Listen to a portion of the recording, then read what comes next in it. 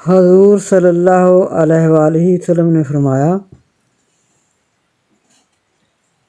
میں تم میں سے کسی کو ایسا نہ پاؤں کہ وہ پیر پر پیر چڑھائے پڑھتا چلا جائے لیکن سورہ بقرہ نہ پڑھے۔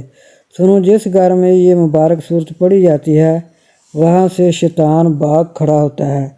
سب گھروں میں بدترین اور ذلیل ترین گھر وہ ہے جس میں کتاب اللہ کی تلاوت نہ کی جائے۔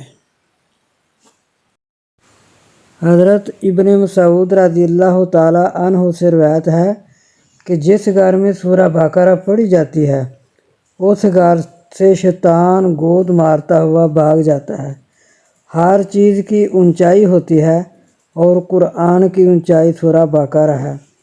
ہر چیز کا لباب ہوتا ہے اور قرآن کا لباب مفصل کی صورتیں ہیں۔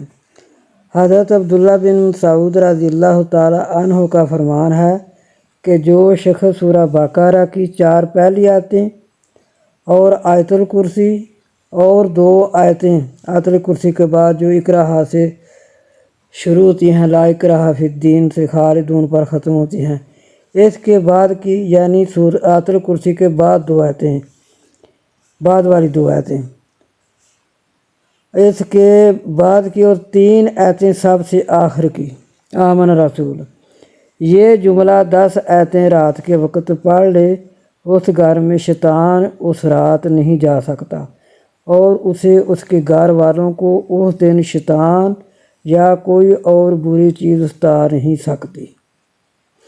یہ آیتیں مجنون پر پڑھی جائیں تو اس کا دیوانہ پن بھی دور ہو جاتا ہے۔